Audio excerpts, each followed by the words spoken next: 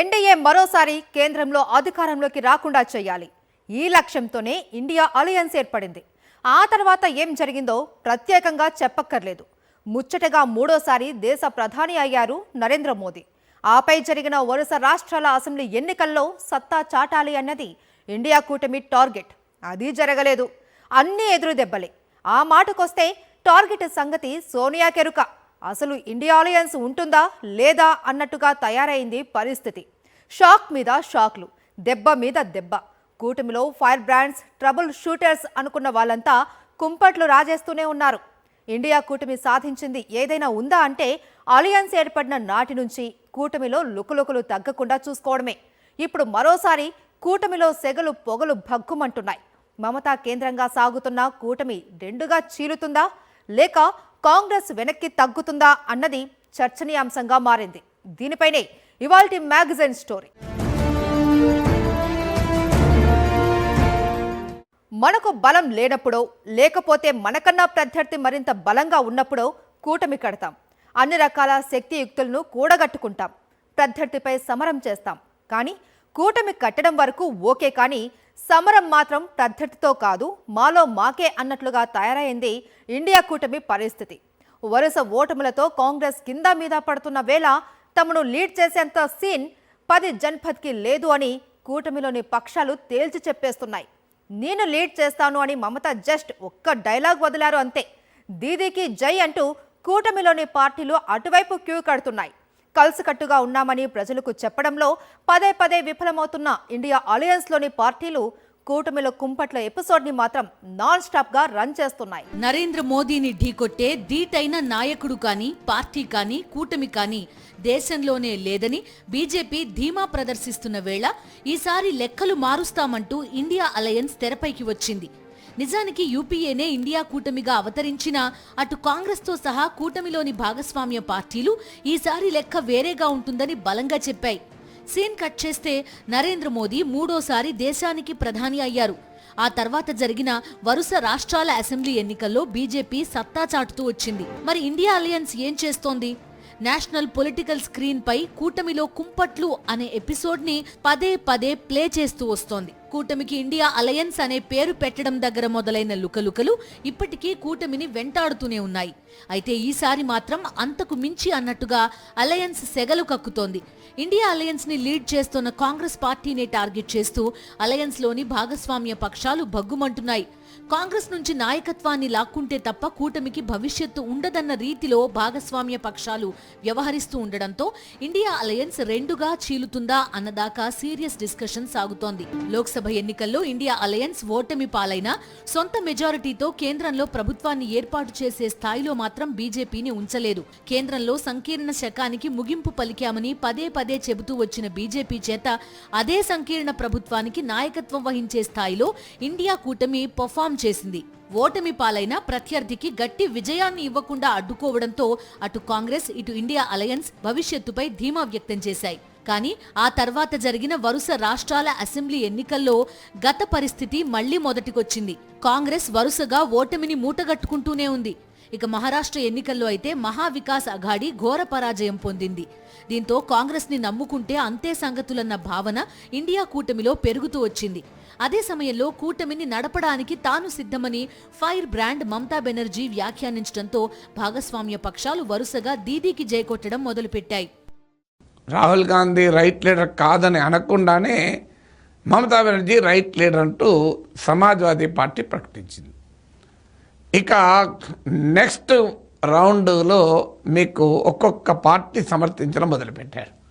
తాజాగా లాలూ ప్రసాద్ యాదవ్ ఆర్జేడీ నాయకుడు స్పందించాడు. మమతా బెనర్జీ నాయకత్వానికి జై కొట్టాడు.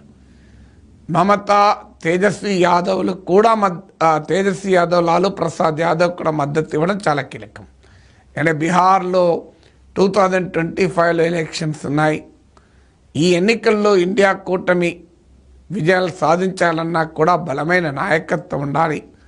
బీజేపీకి చావు దెబ్బ తీసిన నాయకురాలు మమతా బెనర్జీ అంటూ ఆర్జేడీ నాయకులు కితాబు ఇవ్వడం మొదలుపెట్టారు. ఇక శరద్ పవార్ కూడా మమతా బెనర్జీ నాయకత్వానికి అర్హురాలే, ఆమె చాలా అనుభవం ఉన్న నాయకురాలు అంటూ సర్టిఫికెట్ ఇచ్చాడు. శివసేన నాయకుడు సంజయ్ రౌత్ కూడా సానుకూలంగా స్పందించాడు. ప్రియాంక చతుర్వేది అయితే మమతా బెనర్జీ బీజేపీని అడ్డుకట్ట వేయడంలో ఆమె అనుభవం అని పేర్కొన్నారు. 2025 చివర్లో బీహార్ అసెంబ్లీ ఎన్నికలొచ్చాయి. కూటమిలోంచి బయటకు వెళ్లి ఎన్డీఏకి మరోసారి జైకొట్టిన నితీష్ కుమార్ ని ఎలాగైనా ఓడించాలన్న పట్టుదలతో ఆర్జేడీ ఉంది. ఈ నేపథ్యంలో మమతా బెనర్జీకి ఆర్జేడీ జైకొట్టింది. అంటే కాంగ్రెస్ నాయకత్వంలో వెళ్లడం వల్ల కూటమికి లభించే ప్రయోజనాలు ఏమీ లేవు, మాకు లభించే ప్రయోజనమేం లేదని ఆర్జేడీ తేల్చి చెప్పినట్టయింది. అఖిలేష్ యాదవ్, ఉద్ధవ్ ఠాక్రే, శరద్ పవార్ ఇలా అందరూ మమతా రాగం అందుకున్నారు. ఇండియా కూటమిలో అతిపెద్ద పార్టీ, ప్రధాన పార్టీ కాంగ్రెస్. ఇందులో ఎలాంటి సందేహం లేదు.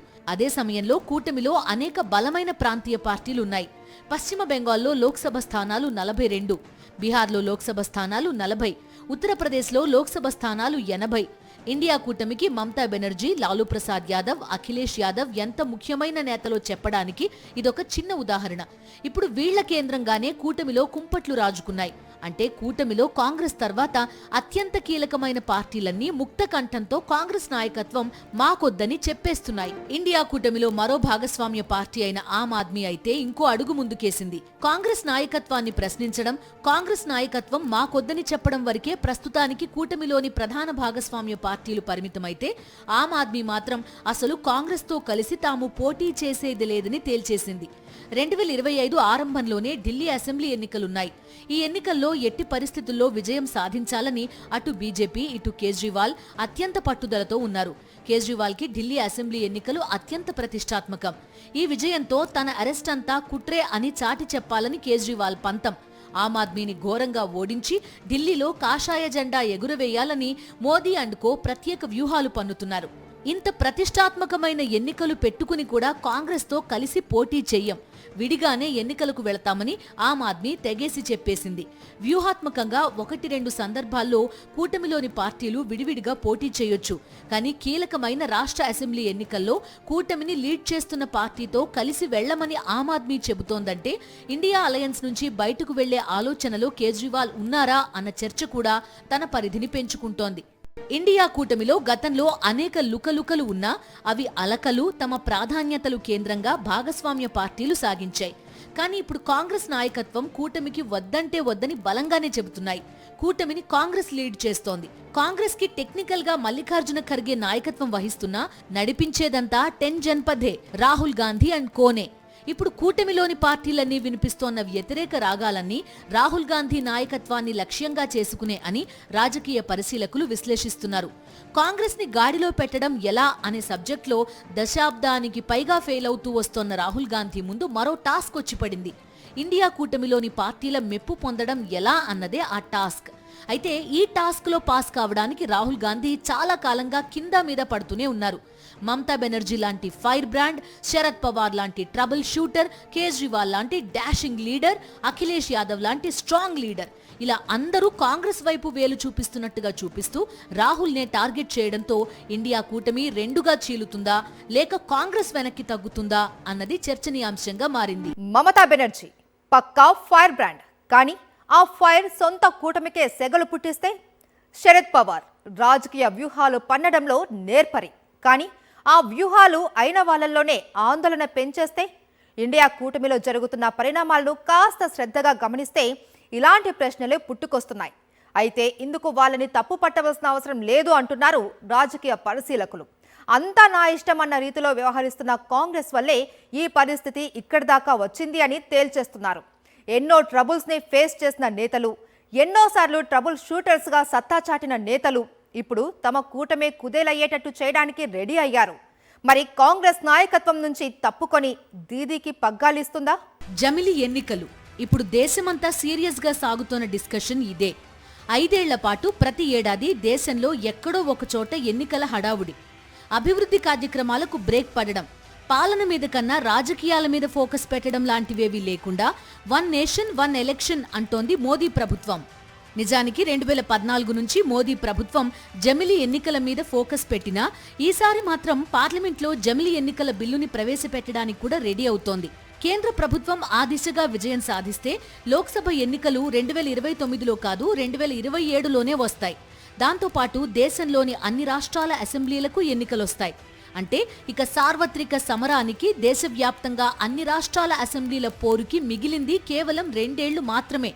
ఇంత సీరియస్ గా పొలిటికల్ వెదర్ ఉన్న నేపథ్యంలో అటు ప్రజల్లో కూటమి మీద విశ్వాసం కల్పించడం, ఇటు రాజకీయంగా ఎన్డీఏని ఢీకొట్టడం లాంటి విషయాల మీద ఫోకస్ పెట్టాల్సింది పోయి ఇండియా అలయన్స్ ని ఇంటి పోరుకి కేర్ ఆఫ్ అడ్రస్ గా మార్చేశారు. లోక్సభ ఎన్నికల్లో కాంగ్రెస్ 99 ఎంపీలను గెలుచుకుంది.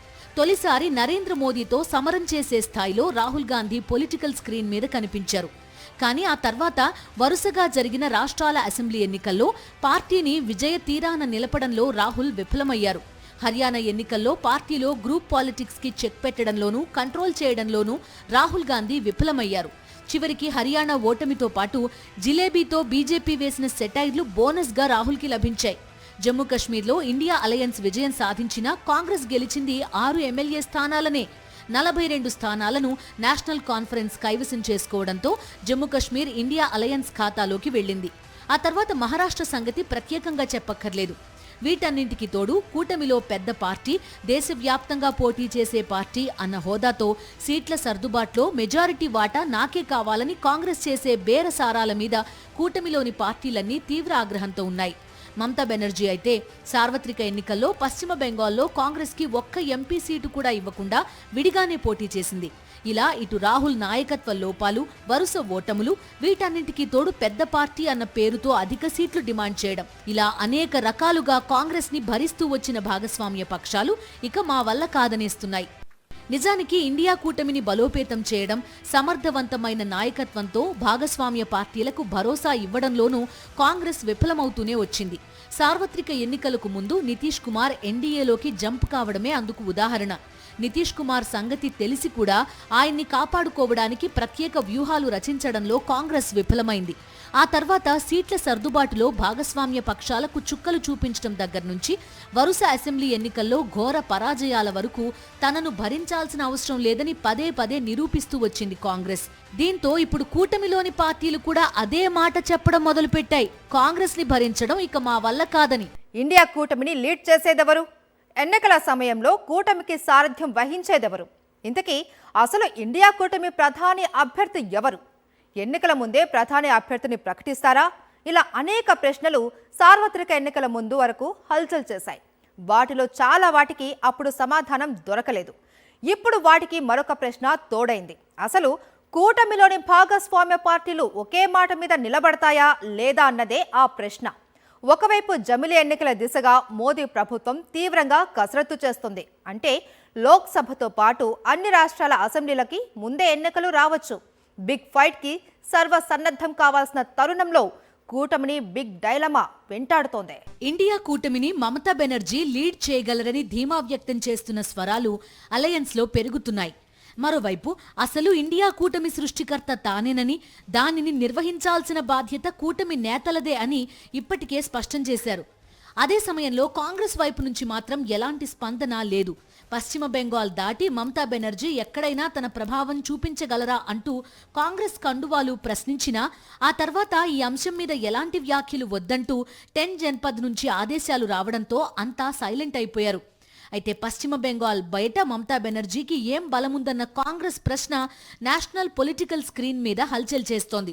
అయితే ఈ వ్యాఖ్యలను దీదీకి మద్దతిస్తున్న కూటమిలోని పార్టీలు ఖండిస్తున్నాయి. బెంగాల్ బయట దేశవ్యాప్తంగా ఇండియా అలయన్స్ ని విజయ తీరాన నిలిపే సత్తా మమతకి ఉందని, ఆమె నాయకత్వంలో కూటమిలోని భాగస్వామ్య పార్టీలు మరింతగా ప్రజలకు దగ్గరవుతాయని చెప్తున్నారు.